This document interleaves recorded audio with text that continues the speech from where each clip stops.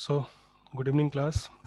In the previous lecture, I have told you about how to prove the validity of argument using rules of inference. We have defined 8 rules for inference: modus ponens, modus tollens, hypothetical syllogism, disjunctive syllogism, addition, simplification, conjunction, and resolution.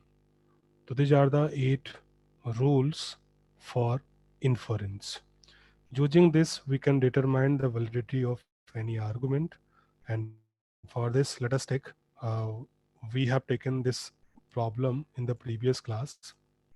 ठीक है, और ये मैंने आपको prove करके बताया था कि कैसे हम इस आर्गुमेंट की वैलिडिटी को प्रूव कर सकते हैं. ठीक है.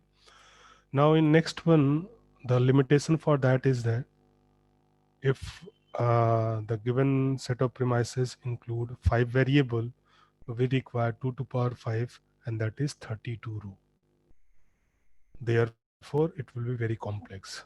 And that's why we have defined this inference rule. And due to this, we are able to simplify only in these 8 lines. Okay. So we are taking one more problem statement. Let us say, this is the argument: if you send me an email message, then I will finish writing the program. If you do not send me an email message, then I will go to sleep early. If I go to sleep early, then I will wake up feeling refreshed. Therefore, if I do not finish writing the program, then I will wake up feeling refreshed. So, as I've told you, whenever we have to determine the validity of argument, the first thing is we have to identify the primitive propositions. So, in this particular argument, what are the propositions which are used here? Okay. So, first of all, let me mention this. If, let us say, P is a proposition which denote you send me an email message. As I've told you, proposition is a declarative sentence for which the truth value is true or false. तो ये एक proposition है. ऐसे ही इस argument में दूसरा proposition जो use हो रहा है, that is I will finish writing the program.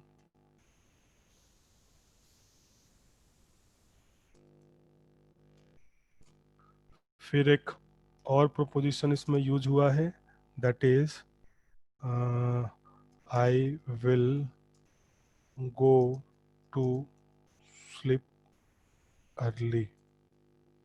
और एक और proposition है इसमें, I will wake up feeling refreshed. तो इस पर्टिकुलर एग्जाम्पल में ये 4 प्रपोजिशन यूज हो रहे हैं टोटल. P हमने मान लिया, you send me an email message. The Q proposition is I will finish writing the program. R proposition is I will go to sleep early, and S proposition is I will wake up feeling refreshed. So tell me, what is the first premise? What is the formula for this first premise? Any one of you? The first premise is, if you send me an email message, then I will finish writing the program. What is the formula for this premise?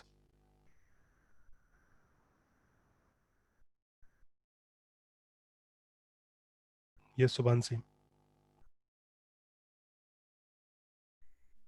So P implies Q. Yes, it is P implies Q, क्योंकि ये है if P then Q, और if Yes, P sir. then Q को हम P implies Q बोलते हैं. यहाँ पे P denote कर रहा है you will send me a message, and Q denotes I will finish writing the program. That's why the sentence will be, if you send me an email message, then I will finish writing the program. That is P implies Q. Okay. So here we are writing the first premise as per this declaration, it is P implies Q. Now, the second statement is, if you do not send me an email message, then I will go to sleep early. So what is the Neg- formula for this? negation of P implies R. Yes, it is negation of P implies R, क्योंकि R है आपका I will go to sleep early, तो इसलिए negation of P implies R हो गया, because here we are using you do not. ठीक है, तो not का मतलब इसका negation हमने कर दिया, क्योंकि हमने लिया है you send me an email message को P, तो you do not send me an email message क्या हो जाएगा, negation of P. So therefore the second premise will be negation of P implies R. In the same way, yes, anyone except Subhansi? Sir, R implies yes. Okay, that's good. Astha, it is R implies yes, क्योंकि ये sentence है आपका if I go to sleep early, यानी कि R, और if then से लिखते हैं तो इम्प्लीकेशन होता है, तो if R then S, यानी कि R implies S. ओके, तो ये आपका थर्ड स्टेटमेंट हो गया, R implies S. तो ये आपको तीन प्रीमाइसेस दिए हुए हैं, और कंक्लूजन है, कंक्लूजन को हम इस चीज से सेपरेट करते हैं, ये सिंबल, लेट मी रीड्रॉ.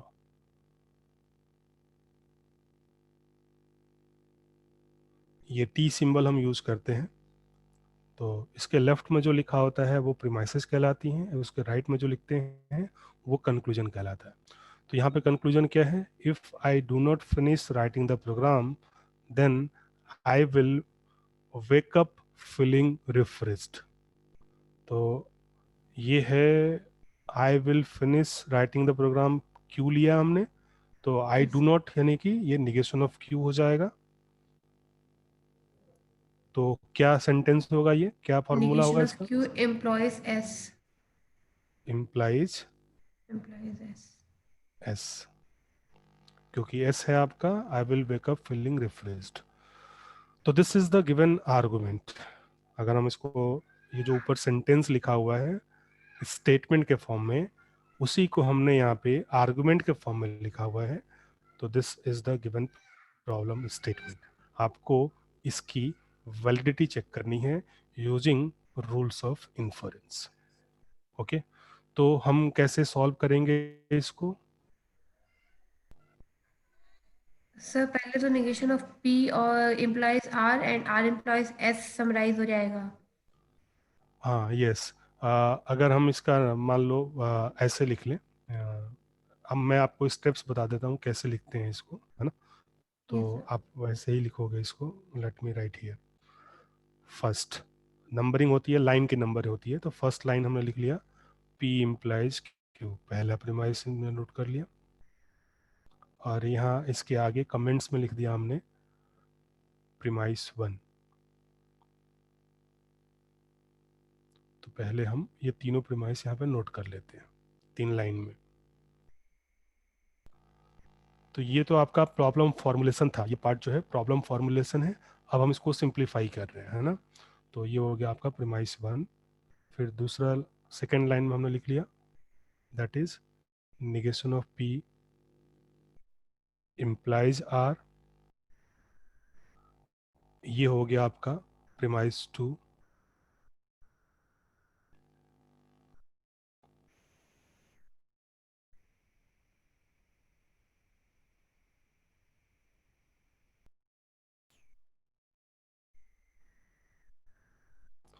और थर्ड हो गया आपका R implies S, third line R implies S, और ये हो गया आपका प्रीमाइस 3. तो first thing is to we have to write all the premises. ठीक है, या दूसरा तरीका मैंने कल पिछली क्लास में बताया भी था कि हम जैसे जैसे प्रीमाइस को यूज करें वैसे वैसे भी लिख सकते हैं, तो आप वो अप्रोच भी यूज कर सकते हो, या फिर आप पहले ही एक बार में नोट कर लो सारे और फिर आप रूल्स अप्लाई करो, तो दोनों ही सही हैं. फिर फोर्थ लाइन होगा, अब आपने कहा क्या कि हम सेकेंड और थर्ड में हाइपोथेटिकल सिलोजिज्म लगा दें. आपको याद होगा हाइपोथेटिकल सिलोजिज्म जो है वो ट्रांसिटिविटी पे बेस्ड होता है, जिसमें हमें ये इंश्योर करना होता है कि एक जो है P इम्प्लाइज Q है और दूसरा जो है Q इम्प्लाइज R है, तो उसका कंक्लूजन होता है P इम्प्लाइज R। यानी कि HS रूल लगाने के लिए, हाइपोथेटिकल सिलोजिज्म अप्लाई करने के लिए ये पार्ट और ये पार्ट सेम होना चाहिए, तभी हम HS रूल लगाते हैं। तो यहाँ पे देखो, ये है negation of P implies R और ये है R इम्प्लाइज S। तो इन दोनों में हाइपोथेटिकल सिलोजिज्म हमने अप्लाई किया, तो we got negation of P implies S, क्योंकि ये इसको इम्प्लाई कर रहा है, ये इसको इम्प्लाई कर रहा है, तो ये इसको इम्प्लाई करेगा। ठीक है, due to hypothetical syllogism rule. तो यहाँ पे आप क्या लिखोगे कमेंट्स में? ये मैं इसलिए लिख के बता रहा हूँ क्योंकि आपको ये लिखना पड़ेगा, है ना, जब भी आप इसको सॉल्व करोगे आपको ऐसे ही लिखना होगा। तो you will write here line 2, 3, 2 और 3 पे हमने कौन सा रूल लगाया? Hypothetical syllogism. सिलोजिज्म। तो यहाँ आप लिखोगे आप हाइपोथेटिकल सिलोजिज्म। आप पूरा लिखोगे, मैं इन शॉर्ट HS लिख दे रहा हूँ यहाँ पे, ठीक है, आप इसको पूरा मेंशन करोगे। ठीक है, तो here due to hypothetical syllogism on the premise 2 and 3 we have got this one. अब हमारे पास ये बचा और ये बचा। अब इन दोनों को यूज करके हमें ये कंक्लूजन डिराइव करना है। So tell me which rule we will apply here?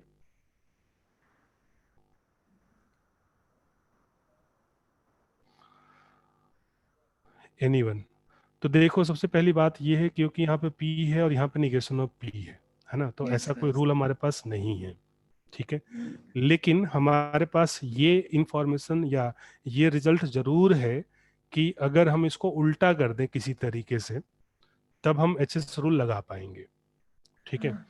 तो आपको पता है जब हमने कन्वर्स इनवर्स कॉन्ट्रापोजिटिव बताया था, तो आपको ये स्टेटमेंट दिया था कि कोई भी इम्प्लीकेशन स्टेटमेंट और उसका जो कॉन्ट्रापोजिटिव होता है, दोनों ही लॉजिकली इक्विवेलेंट होते हैं। यानी मैंने आपको ये रिजल्ट नोट कराया था कि P implies Q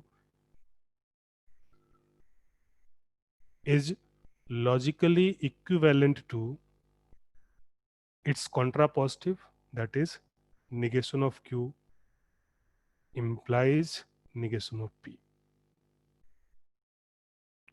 P implies Q का contrapositive होता है, negation of Q implies negation of P। और कोई भी implication statement और contrapositive दोनों ही equivalent होते हैं। तो दैट्स वाई प्रीमाइस 1 पे हमने contrapositive रूल लगाया और इसको लिख लिया, we can use either P implies Q और you can use negation of Q implies negation of P, क्योंकि दोनों ही इक्विवेलेंट होते हैं। तो P implies Q को हमने इस फॉर्म में लिख लिया। तो यहाँ पे कौन सा रूल लगा? तो आप लिखोगे line 1 and contrapositive, line 1 and contrapositive rule या कॉन्ट्रापोजिशन, है ना, कॉन्ट्रापोजिटिव।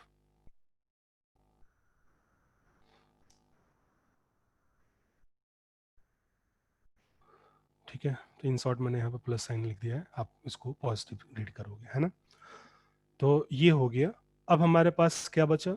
तो we are left with this two. आपके पास जो है, अब इन दोनों को यूज करना है, क्योंकि बाकी सब यूज हो चुके हैं, केवल ये दो बाकी हैं। ये इन दोनों में कोई रूल लग सकता है? एक है negation of P hypothetical. Implies S और दूसरा है negation of Q implies negation of P। तो देखो, इन दोनों में हम HS रूल लगा सकते हैं, क्योंकि यहाँ पे यस। निगेशन ऑफ P है और यहाँ पे निगेशन ऑफ P है।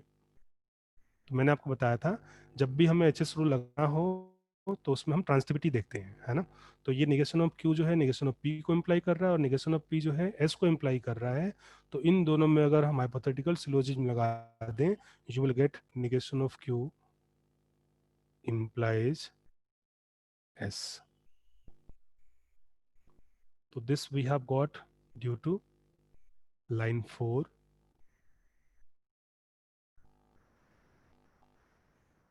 5 and hypothetical syllogism। ठीक है, आप ये पूरा लिखोगे, मैं शॉर्ट में HS लिख रहा हूँ यहाँ पे. So here we are able to derive the required conclusion, that is negation of Q implies S. यही हमें चाहिए था. तो therefore that's why we can say that the given argument is valid. तो you can see केवल 3 line में हमने इसको सॉल्व कर लिया. ये 3 तो हमने प्रीमाइस को एज इट इज यहाँ पे लिखा हुआ है. मेनली यही 3 लाइन तो है प्रोसेस के.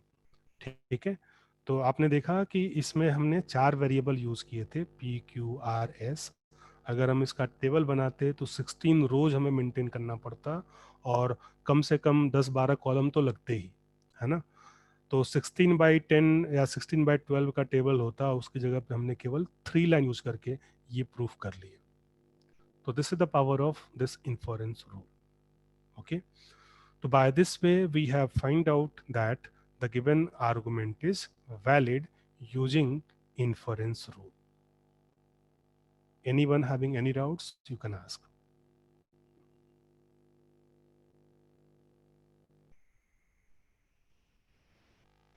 Any queries in this?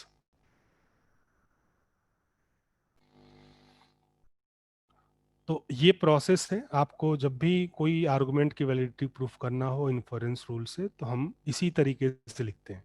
इधर लाइन नंबर, फिर जो भी आप यूज कर रहे हो, और इधर कमेंट्स में आपको ये मेंशन करना होगा कि आप क्या यूज कर रहे हो. तो यहाँ पे हमने जैसे लिखा हुआ लाइन 2,3 एंड हाइपोथेटिकल सिलोजिज्म, इसका मतलब हम इन दोनों पे HS रूल लगा रहे हैं, जिससे ये कंक्लूजन मिलेगा. ठीक है, तो ये मैंडेटरी है. This is the format you have to follow whenever you are solving any validity proving for any argument using rules of inference. ठीक है, तो अगर आप इन्फरेंस रूल यूज करके किसी भी आर्गुमेंट की वैलिडिटी प्रूफ कर रहे हो, तो उसके लिए आप ये फॉर्मेट यूज करोगे इस तरीके से. ठीक है, okay, so we can move ahead. Let me clear this. I am erasing this all.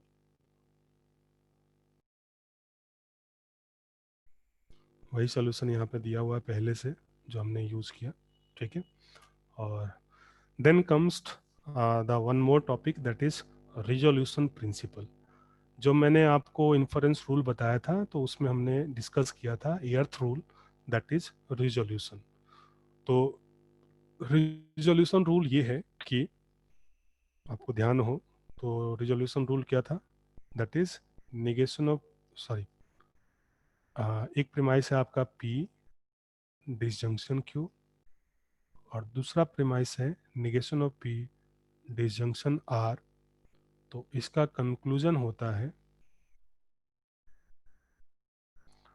Q disjunction R. तो this rule is called to be as resolution. ठीक है, तो उसी के बारे में हम बात कर रहे हैं यहाँ पे. तो here we are saying a variable और negation of variable is called to be as literal. जैसे कि P लिटरल है, निगेशन ऑफ P लिटरल है, Q लिटरल है, R लिटरल है. ठीक है, सिंगल वेरिएबल या उसका निगेशन, ये जो है वो लिटरल कहलाता है. फिर इसमें एक हम टर्म यूज करेंगे क्लॉज. क्लॉज का मतलब होता है डिसजंक्शन ऑफ लिटरल्स. जैसे ये डिसजंक्शन ऑफ लिटरल्स है P और Q का, तो इसलिए ये क्लॉज है. Negation of P disjunction R, ये भी डिसजंक्शन है दो लिटरल्स का, तो इसलिए ये क्लॉज है. Q डिसजंक्शन R, ये भी डिसजंक्शन है दो लिटरल्स का, इसलिए ये भी एक क्लॉज है. तो क्लॉज का मतलब होता है डिसजंक्शन ऑफ लिटरल्स, और लिटरल्स का मतलब होता है वेरिएबल और negation of variable, single variable. ठीक है, now why we are defining this? So here we are saying the resolution rule of inference is based on the tautology. Why so? Because this P disjunction Q conjunction negation of P disjunction Q implies Q disjunction R is a tautology. क्योंकि मैंने आपको बताया था कि जब भी हमें किसी आर्गुमेंट की वैलिडिटी प्रूफ करनी होती है, तो हम क्या करते हैं, सभी प्रीमाइसेस का कंजंक्शन लेते हैं और उसके साथ कंक्लूजन का हम इम्प्लीकेशन लेते हैं and then we have to show that it is a tautology. तो उसी रूल के बेसिस पे हम ये बोल सकते हैं कि इसका इसके साथ कंजंक्शन लिया और फिर पूरे काम ने इसके साथ इम्प्लीकेशन ले लिया, तो then it will be a tautology. This दोनों का कंजंक्शन लिया और फिर पूरे से हमने कंक्लूजन का इम्प्लीकेशन ले लिया, तो then it is a tautology. ठीक है, तो ये जो रिजोल्यूशन रूल है ये इस टोटोलॉजी पे बेस्ड है, क्योंकि ये टोटोलॉजी होता है इसलिए हम ये रूल यूज कर रहे हैं। ठीक है, now there is one more term that is the final disjunction in the resolution, यानी कि ये जो पार्ट है कंक्लूजन वाला Q disjunction R, this is called to be as resolvent. ठीक है, तो मैंने आपको 3 डेफिनेशंस बताए। एक लिटरल, लिटरल का मतलब होता है अ सिंगल वेरिएबल और the negation of variable. Clause, clause का मतलब होता है डिसजंक्शन ऑफ लिटरल्स। और रिजॉल्वेंट, रिजॉल्वेंट होता है आपका ये रिजोल्यूशन रूल में ये जो कंक्लूजन पार्ट है that is called to be as resolvent. ठीक है, अब जो हमने पहले अभी तक प्रूफ किया किसी भी आर्गुमेंट की वैलिडिटी को, कैसे प्रूफ किया? तो 2 तरीके से प्रूफ किया, आइदर यूजिंग ट्रूथ टेबल, या तो हम ट्रूथ टेबल बनाए और ट्रूथ टेबल में दिखाए कि सारे टोटोलॉजी है, या फिर हम इन्फरेंस रूल यूज करें और उसकी हेल्प से हम प्रूफ करें। ठीक है, अब मैं आपको बताने जा रहा हूं कि किसी भी आर्गुमेंट की वैलिडिटी को हम रिजोल्यूशन प्रिंसिपल से भी प्रूफ कर सकते हैं। तो ये कुल मिला के 3 अल्टरनेट्स आपके पास अवेलेबल है, either you can go for truth table or you can go for the other inference rules, or you can go for this resolution principle. Now what is this resolution principle? So here in this resolution principle we are saying that if we take disjunction of premises, और disjunction of literals को हम क्या बोलते हैं? Clause. तो अगर हम premises को क्लॉज फॉर्म में ले लें, ठीक है, क्लॉज फॉर्म में लेने का मतलब उन सब का हम डिसजंक्शन यूज करें। ठीक है, तो if we take the premises in clause form and the negation of conclusion in clause form, and by this if we leads to empty clause, then the argument is valid. This is called to be as resolution principle. जो मैंने बोला वो यहाँ पे लिखा हुआ है। Let us से एक आर्गुमेंट है जिसमें P1, P2, Pn जो है प्रीमाइसेज हैं और लास्ट C जो है उसका कंक्लूजन है। तो अगर हमें रिजोल्यूशन प्रिंसिपल से एक आर्गुमेंट की वैलिडिटी को प्रूव करना है तो उसके लिए हम क्या करेंगे? We will put P1, P2, Pn जितने भी प्रीमाइसेज हैं उसको हम क्लॉज फॉर्म में रखेंगे। क्लॉज मैंने बताया, क्लॉज का मतलब होता है डिसजंक्शन ऑफ लिटरल्स। लिटरल्स का मतलब होता है सिंगल वेरिएबल और निगेशन ऑफ दैट वेरिएबल। ठीक है, तो हमें सभी प्रीमाइसेस को क्लॉज फॉर्म में रखना है और उसके साथ ऐड करना है negation of conclusion, again in clause form. And by this if we get empty clause, if we will be able to derive this empty clause using this, then we can say the given argument is valid. So this is the way to prove the validity of argument by resolution principle. ये आपको एक example से clear हो जाएगा। Let me take one example for this.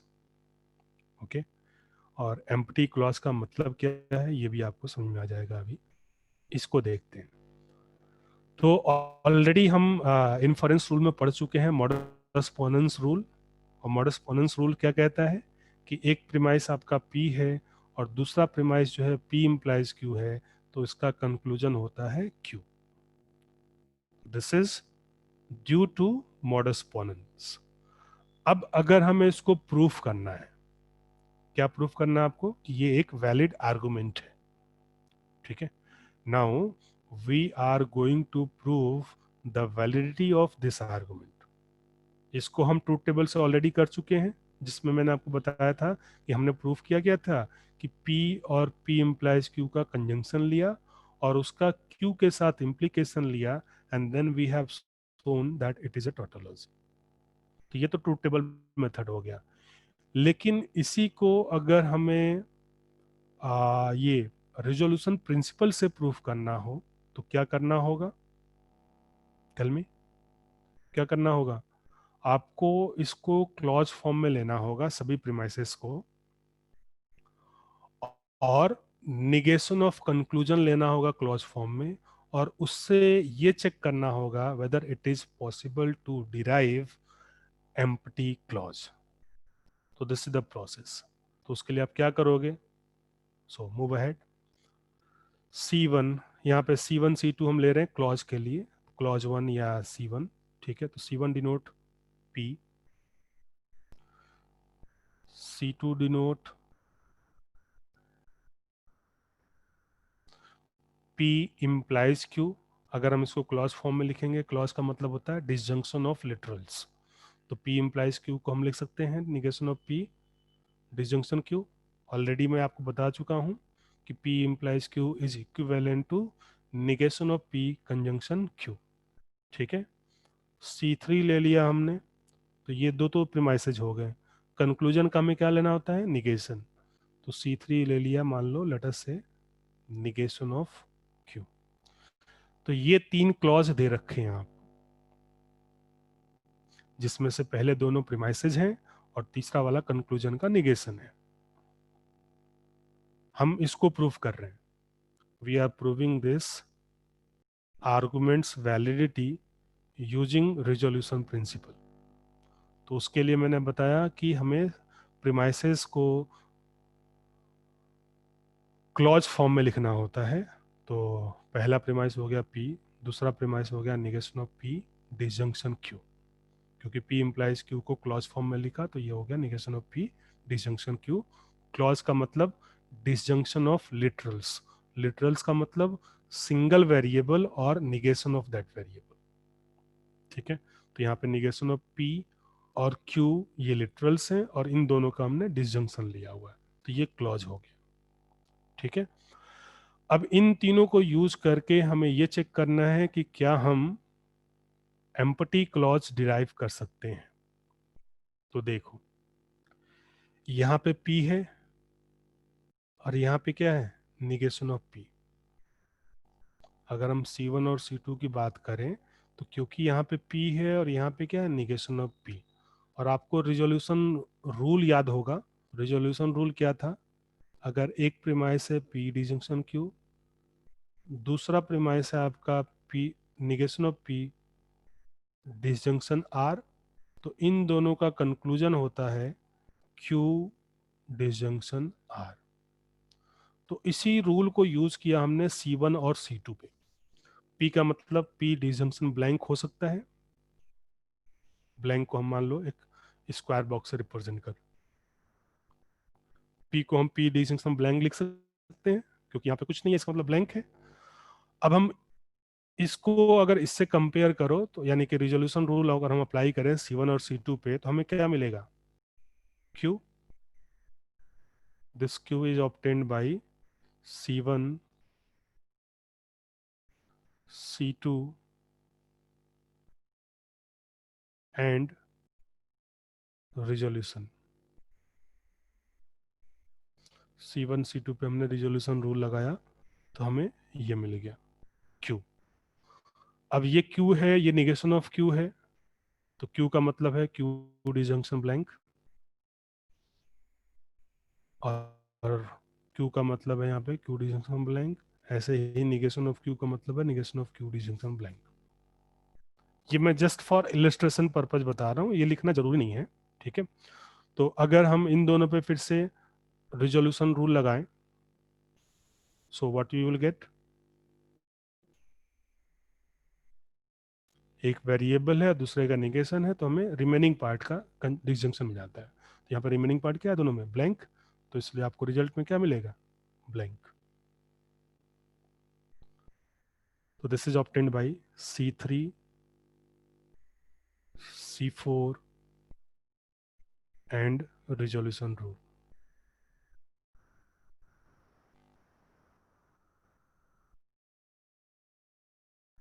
And since we are able to derive this empathy clause using this, therefore the given argument is valid, hence proved. So anyone having doubts in this, you can ask. तो मैंने आपको क्या बताया? Whenever we have to determine the validity of argument using resolution principle, what we have to do? We have to put the premises in clause form and add to it the negation of conclusion. And by this sequence, if we leads to blank or empty clause, then we can say the given argument is valid. तो यहाँ पे हमें empty clause मिल रहा है, इसलिए हम ये बोल सकते हैं कि ये जो argument है वो valid है. Yes, any doubts? You can ask. जो मैंने बताया वही यहाँ पे लिखा हुआ है. तो hence this argument is valid.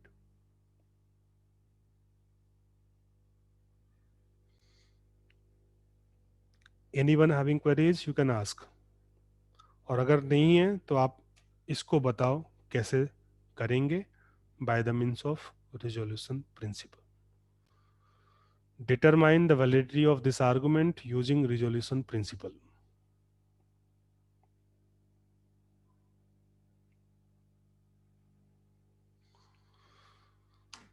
So first of all, let me formulate this. तो पहला काम तो हम यही करेंगे कि हम ये फाइंड आउट करें इसमें कि प्रोपोजिशंस क्या क्या हैं, सो दैट हम इसको फॉर्मुलेट कर सकें. तो पी प्रोपोजिशन ले लिया, टुडे इज ट्यूसडे. और क्या यूज हो रहा है? क्यू प्रोपोजिशन ले लिया, I have a test in mathematics.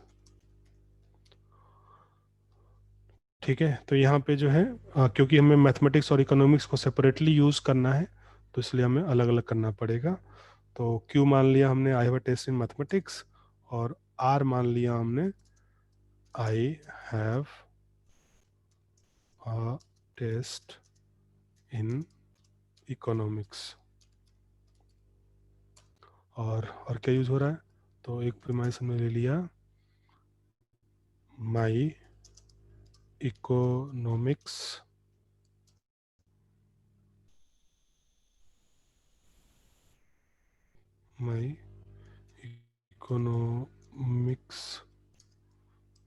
Professor is sick.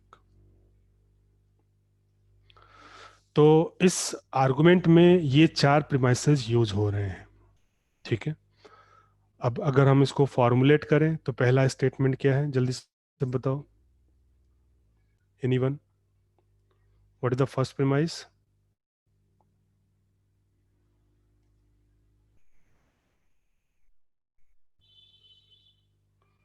The sentence is, if today is Tuesday I have a test in mathematics और इकोनॉमिक्स.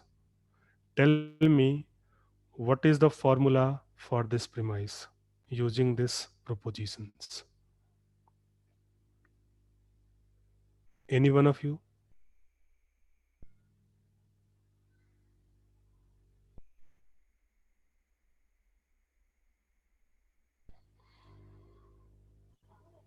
Sir, हाँ. sir, P implies Q disjunction R. That's correct. The formula will be P implies Q disjunction R. Disjunction इसलिए क्योंकि यहाँ पे और symbol use किया है. और का मतलब होता है डिजंक्शन, एंड का मतलब होता है कंजंक्शन. ठीक है, तो हमने ये लिख लिया P implies Q disjunction R. ठीक है, ये पहला प्रीमाइस हो गया. दूसरा प्रीमाइस क्या है? If my economics professor is sick I will not have a test in economics. So tell me.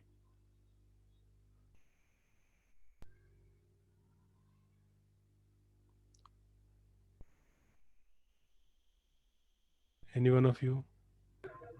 Sir, S implies negation of R. Okay, let me write. You are saying S matlab my economics professor sick. Okay, and implies negation of R. Yes, R. I have not test in economics. ठीक है, तो ये हो गया S implies negation of R. That's good. Okay, what about the third one? Today is Tuesday and my economics professor is sick. तो today is Tuesday का मतलब P हो गया, P conjunction X. और एंड है तो कंजंक्शन लगेगा, और sick my economics professor is sick, इसका मतलब S हो गया, तो P conjunction S. Now what is the conclusion here? तो हमने ये टी सिम, लेट मी ड्रॉ दिस, और हमने ये टी सिंबल यूज कर लिया सेपरेट करने के लिए. और कंक्लूजन क्या है? I have a test in mathematics, यानी कि Q. What that? तो ये आपका गिवन प्रॉब्लम स्टेटमेंट है. आपको इसकी वैलिडिटी प्रूफ करनी है यूजिंग रिजोल्यूशन प्रिंसिपल.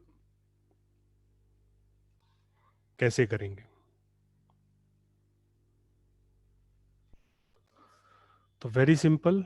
देखो, C1 लिख लो. पहला प्रीमाइस क्या है? P implies Q disjunction R. तो हम इसको अगर क्लॉज फॉर्म में लिखना चाहें तो इम्प्लीकेशन हटा के हम ऐसे लिख सकते हैं, negation of P disjunction Q disjunction R. Implication हटाने का मतलब होता है पहले का निगेशन और बीच में डिसजंक्शन का साइन, और क्योंकि ये भी डिसजंक्शन का साइन है तो there is no need for bracket. ये कम्यूटेटिव भी होगा और एसोसिएटिव भी होगा. तो ये आपका क्लॉज 1 हो गया. ऐसे ही क्लॉज 2 क्या होगा? तो इसका भी इम्प्लीकेशन हटा लो. तो इसका इम्प्लीकेशन हटाओगे तो क्या हो जाएगा? Negation of S disjunction negation of R. Clause form में लिखने का मतलब डिसजंक्शन ऑफ लिटरल्स लिखना है आपको, तो आपको केवल डिसजंक्शन का साइन ही यूज करना है. ठीक है, तो इम्प्लीकेशन को हमने डिसजंक्शन में कन्वर्ट कर लिया, negation of S disjunction negation of R. और ये है आपका P कंजंक्शन S. तो P कंजंक्शन S को हम कंजंक्शन के लिए हम सेपरेट कर देते हैं. तो सेपरेट करने का मतलब ये हो गया, C3 लिख लिया हमने P और C4 लिख लिया हमने S. तो इस तरीके से हम सेट ऑफ प्रीमाइसेस को हम क्लॉज फॉर्म में लिखते हैं. ठीक है, जो कनेक्टिव यूज होगा वो क्या होगा? या तो डिसजंक्शन होगा, इम्प्लीकेशन होगा, बाई कंडीशनल होगा, या कंजंक्शन होगा.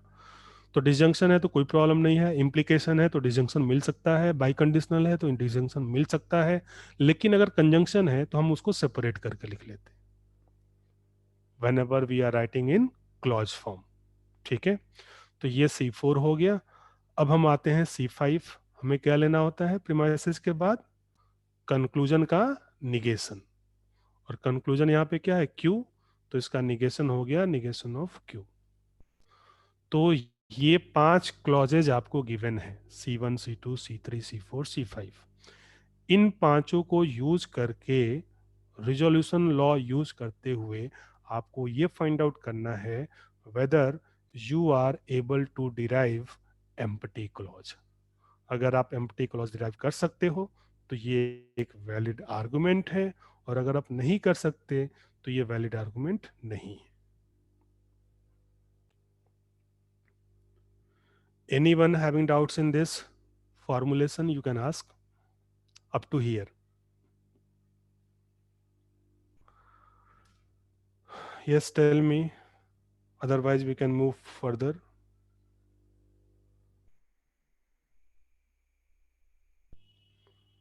Any one of you? Any queries up to this point? चलो आगे बढ़ते हैं, बताओ कैसे करेंगे, कोई बताएगा?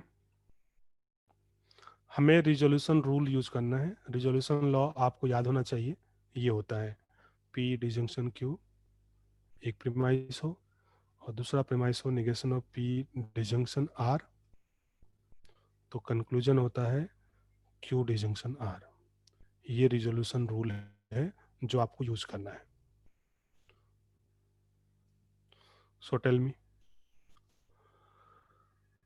क्या कर सकते हैं हम? तो देखो यहाँ पे C1 और C2 को, यहाँ पे R है और यहाँ पे नेगेशन ऑफ R है, तो इसलिए हम रिजोल्यूशन प्रिंसिपल यूज कर सकते हैं C1 और C2 में। क्या मिलेगा उससे? You will gate negation of P disjunction Q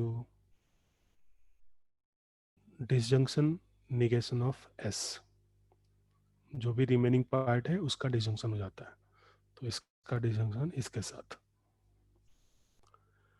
this is obtained by C1 C2 and resolution.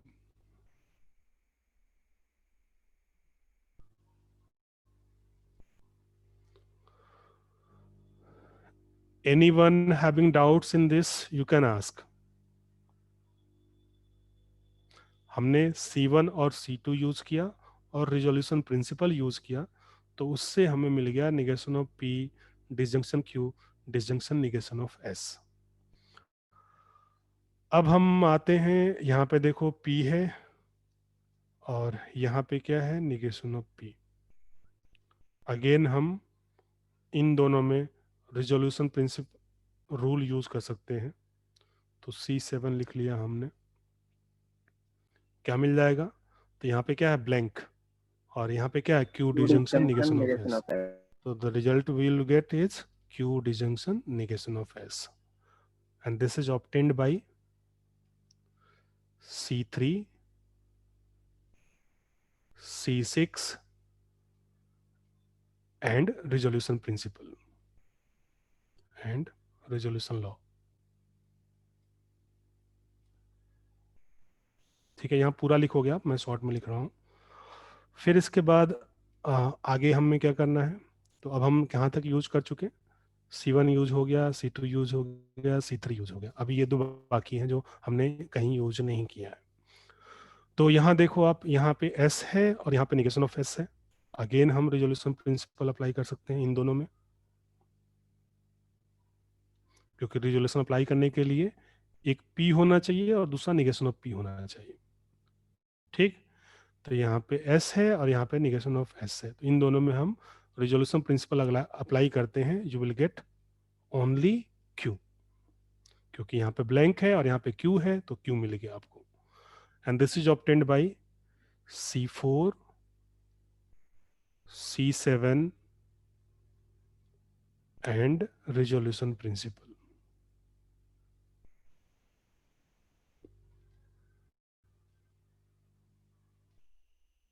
ठीक है, नेक्स्ट C9 लिख लिया हमने।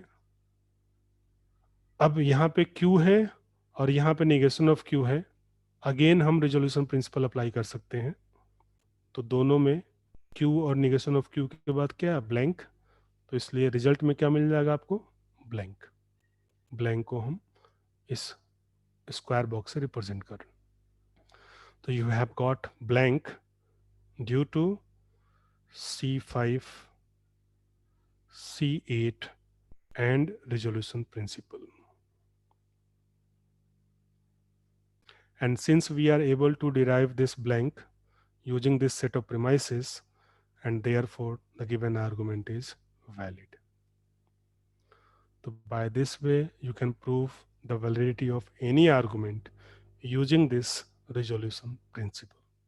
So this is all about this argument validity. From next class we will start the next topic, and that is predicate logic। Sir हाँ बोलो।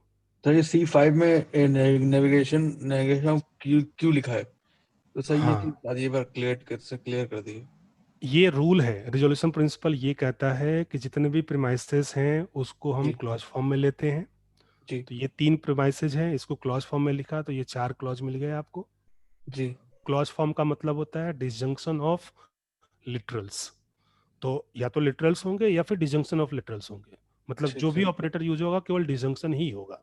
ठीक है। Okay और उसके बाद हमने बोला कि we have to add to it negation of conclusion. Yes sir. तो कंक्लूजन यहाँ पे क्योंकि क्यू है तो जी सर। निगेशन ऑफ कंक्लूजन क्या हो जाएगा, negation of Q. Okay sir. और इन सबको यूज करके रिजोल्यूशन रूल से अगर हम ये ब्लैंक या एम्प्टी क्लॉज डिराइव कर सकें, yes sir. Then we can say the argument is valid. Valid. तो ओके ये सर। रिजोल्यूशन प्रिंसिपल का रूल है, उसको यूज करके हम ये सॉल्व कर रहे हैं। Okay sir. ठीक है। तो since we are able to derive this blank or empty clause, therefore the given argument is valid. तो this is all about propositional logic. अब हम अगली क्लास में स्टार्ट करेंगे predicate logic. ठीक है। Anyone having doubts up to this, you can ask. Otherwise, we can stop here.